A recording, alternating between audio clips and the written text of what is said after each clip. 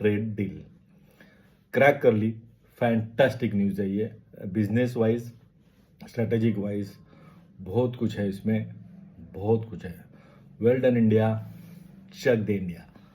तो दोस्तों बात करेंगे बिग स्ट्रेटेजिक विन है, यानी ये इंडिया और न्यूजीलैंड की जो फ्री ट्रेड एग्रीमेंट हुआ है ना, big strategic win must say. India has signed free trade agreement with New Zealand. This is not just म्हणजे एक this is not just a trade deal, this is much more than that. Strategic depth है, growth है, Indian rising global power है उसका एक India एक rising, यानी सिर्फ ये ट्रेड डील नहीं है, एक स्ट्रेटेजिक डेप्थ मिलेगी, एक राइजिंग पावर है इंडिया, ये भी मैसेज जा रहा है। तो बहुत कुछ है, ग्रोथ है, तो बहुत कुछ है। तो हम इस पे आज बात करेंगे, लेकिन उससे पहले ये सब करेंगे हम आज, लेकिन उससे पहले जिन्होंने अभी तक चैनल को दोस्तों सब्सक्राइब नहीं किया है, प्लीज़ सब्सक्राइब करो और बेल आइकॉन ज़रूर दबाना ताकि आपको नोटिफिकेशन आए कि मेरा व्लॉग आ गया है। ठीक है, तो शुरू करते हैं। Free trade India versus New Zealand.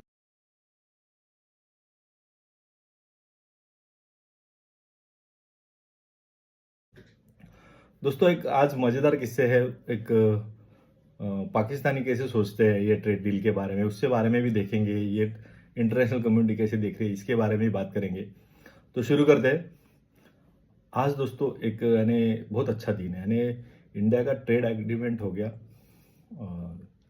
UK से पहले आया था, यूके से हुआ, अभी नेक्स्ट न्यूजीलैंड से हुआ।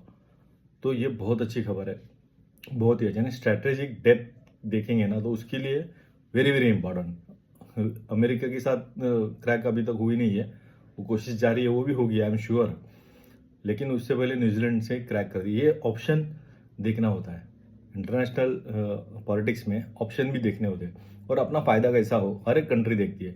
वैसा न्यूजीलैंड ने देखा और इंडिया ने देखा कि हम लोग दोनों एक दूसरे को फ़ायदा दे सकते हैं, स्पेशली एग्रीकल्चर, आईटी, सब सेक्टर में। तो एग्रीमेंट हो गई और डील फाइनल हो गई। वेल डन तो पीयूष गोयल और टॉड मैकेले, ज़बरदस्त काम किया है, फैंटास्टिक। तो दोस्तों कैसा है ये, यानी जो एग्रीमेंट हुआ ना बूस्ट देगा दोनों को, न्यूजीलैंड को भी, मार्केट को भी बूस्ट मिलेगा, इंडियन मार्केट को भी बूस्ट मिलेगा। अपॉर्चुनिटीज़ होगी, एक्सपोर्ट स्ट्रेंथन होगा दोनों का, डिप्लोमेसी होगी अच्छे से, यानी न्यू अपॉर्चुनिटीज़ मिलेगी, जॉब क्रिएशन होंगे, इंडियन का बिजनेस बढ़ेगा और फार्मर्स का अच्छा होगा, प्रोडक्ट्स का सेल होगा। तो बहुत कुछ होने वाला है ना, बहुत फर्क पड़ता है। Free trade agreement, and what is free trade agreement, यानी फैट क्या है कि फ्री ट्रेड एग्रीमेंट में इसका मीनिंग क्या है कि लो रहेगा, यानी तो जीरो ही रहेगा। कस्टम ड्यूटी वो इंपॉर्टेंट रहती है, क्योंकि हर एक चीज़ महंगी कब होती है, जब उस पर कस्टम ड्यूटी लगती है। यानी 5 रुपये की चीज़ कस्टम ड्यूटी लगने के बाद 8-10 रुपये की हो जाती है। तो ये फर्क पड़ता है। तो फ्री ट्रेड एग्रीमेंट में ना वो जीरो हो जाएगा, तो एकदम मामूली रहेगा, 1% ऐसा। तो ये एक बहुत बड़ा फर्क है। बाद में दूसरा फर्क है ईजियर मार्केट एक्सेस है, यानी एक दूसरे का मार्केट में हम ईजी जा सकते हैं, यानी इंडियन प्रोडक्ट्स न्यूजीलैंड के मार्केट में ईजिली अवेलेबल होंगे, और वैसे ही वाइस वर्सा न्यूजीलैंड के प्रोडक्ट्स इंडियन मार्केट में अवेलेबल होंगे। और ये ना स्ट्रांग इकोनॉमी के लिए होगी दोनों की, क्योंकि बिजनेस बढ़ेगा तो नेचुरली इकोनॉमी को हेल्प होती है और इकोनॉमी स्ट्रांग होती है। तो ये भी है, इकोनॉमी दोनों की स्ट्रांग होगी। अभी आसान भाषा में बोलेंगे ना तो भारत के प्रोडक्ट को एक्सेस मिल जाएगा न्यूजीलैंड का, और न्यूजीलैंड के प्रोडक्ट को एक्सेस मिल जाएगा इंडियन मार्केट का। सिंपल सी बात है, इट्स अ बिजनेस। और ये डील इंपॉर्टेंट क्यों है, इसके ऊपर थोड़ी सी बात कर लेते हैं दोस्तों। इंपॉर्टेंट इसलिए है कि और स्ट्रैटेजिक के लिए भी इंपॉर्टेंट है यार, यानी इकोनॉमिक वाइज है ही, पर स्ट्रैटेजिकली भी इंपॉर्टेंट है। दोनों देशों के टाइज अच्छे हैं। तो एक तो न्यूजीलैंड डेमोक्रेटिक कंट्री है, तो उसमें इंडिया भी बहुत बड़ी डेमोक्रेसी है, तो एक अच्छा है। पहली बात, दोनों डेमोक्रेटिक कंट्री है, तो फर्स्ट क्लास है। तो और एशिया पैसिफिक में ना रीजन में इंडिया का स्ट्रैटेजिक डेप्थ मिलेगी इंडिया को एशिया पैसिफिक रीजन में, क्योंकि न्यूजीलैंड साथ रहेंगे ना तो फर्क पड़ेगा दोस्तों। ऑस्ट्रेलिया से भी इंडिया के वैसे अच्छे रिलेशन है, एल्थोनी एम्बेस के साथ मोदी जी अभी बीच में मिले थे, तो ऑस्ट्रेलिया न्यूजीलैंड के साथ अच्छे रिलेशन होना बहुत बड़ा फर्क पड़ेगा उससे। चाइना को भी काउंटर कर सकते हैं इंटरनेशनल पॉलिटिक्स में। और मार्केट ओपन होगा, मार्केट ओपन होगा तो एक्सपोर्ट बढ़ेगा, एक्सपोर्ट बढ़ेगा तो इकोनॉमी को फ़ायदा होगा, डॉलर्स आएंगे, तो बहुत फ़र्क पड़ता है उससे, और बूस्ट होगा दोनों की मार्केट को।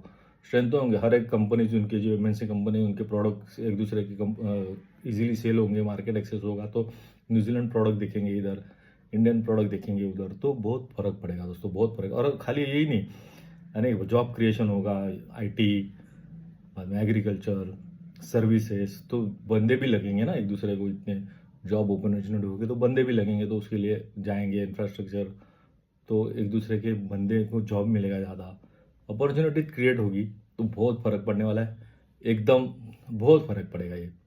और इंडिया ने क्लियरली कहा है कि we are open to business, शर्त एक ही है, इक्वालिटी पे और फेयर, किसी का नुकसान नहीं होना चाहिए, आपका भी नहीं हमारा भी नहीं, प्रॉपर एक दूसरे को एक्सेस, एक दूसरे का बिजनेस अच्छा, घाटे का सौदा नहीं, प्रॉपर इक्वालिटी पे सौदा और प्योर बिजनेस। तो ये इंडिया का पहले से ही स्ट्रैटेजी है। अभी रूस के साथ पुतिन आए थे तो अच्छी डील्स हो गया, ऑयल का ये दिया, यूएस ने भी कंसेशन दे दिया इंडियन कंपनी को, और वो ऑयल तो लेंगे, तो कोई माई का लाल रोक ही नहीं सकता इंडिया को। वो तो रशिया से अच्छी है, आर्म्स डील भी होगी, ये तो चल रहा है, S-500 का भी डील होगी, वो तो चल ही रहा है, वो पहले से इंडिया रशिया तो अच्छी रिलेशन है, लेकिन वो एक है। लेकिन ये इंपॉर्टेंट है, क्योंकि हम लोग बाहर जाके ना, न्यूजीलैंड, ऑस्ट्रेलिया, इनसे हम लोग ऐसे पैसिफिक में रीजन में हम लोग की स्ट्रेटेजिक डेप्थ बढ़ेगी, और न्यूजीलैंड के प्रोडक्ट भी आएगा तो अच्छा है, बहुत अच्छा है, ये एक क्रैक किया ना, बहुत अच्छी न्यूज़ है इकोनॉमी के लिए दोस्तों। और स्ट्रैटेजिक एंगल से भी देखेंगे ना तो भी इम्पोर्टेंट है, चाइना ज़्यादा हाँ होल्ड रखता है ना, लेकिन ऑस्ट्रेलिया और न्यूजीलैंड रहेगा ना इंडिया के साथ, तो काउंटर कर सकते हैं अच्छे से, क्योंकि तीनों भी स्ट्रॉन्ग कंट्रीज है और एशिया पैसिफिक में दमखम रखते हैं, तो ये स्ट्रैटेजिक वाइज भी बहुत इंपॉर्टेंट है। और न्यूजीलैंड एक ट्रस्टेड पार्टनर भी है दोस्तों, क्योंकि न्यूजीलैंड में ना ऐसे सरकार चली जाती है 5 महीने, जैसे पाकिस्तान में कैसा कोई टिक ही नहीं पाता 5 साल, वैसा अपना झंझट मारी नहीं है, सीधा प्रॉपर एकदम कंट्री है, प्रॉपर इलेक्शन होते हैं, कंप्लीट करती है सरकार अपना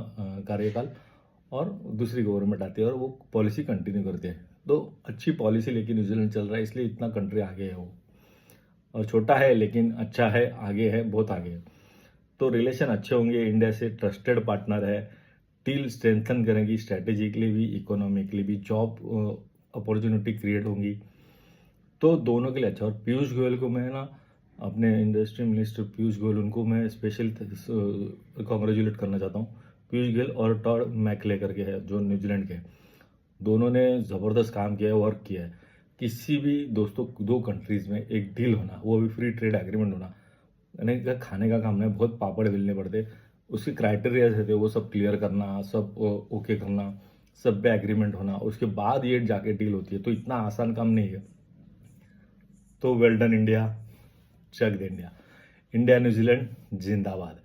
अभी दोस्तों दूसरी बात करते हैं, एक सादिया अफजल करके है, सादिया घटिया अफजल, उसने ना दोस्तों, ये फैजल वावड़ा करके एक पाकिस्तानी पॉलिटिशियन था, याद है, उसमें बीच में वॉर बिल में वो प्लेन के ऊपर पर भी रख के फोटो आपको बहुत शौक था उसको, पीटीआई में था पहले, बाद में उसने आर्मी का बूट पॉलिशर फुल, बाद में उसने छोड़ दिया, और आर्मी का ने टट्टू था वो, काशिफ अब्बासी के शो में उसने जूता रखा था, उसकी ये वाइफ है सादिया अफजल।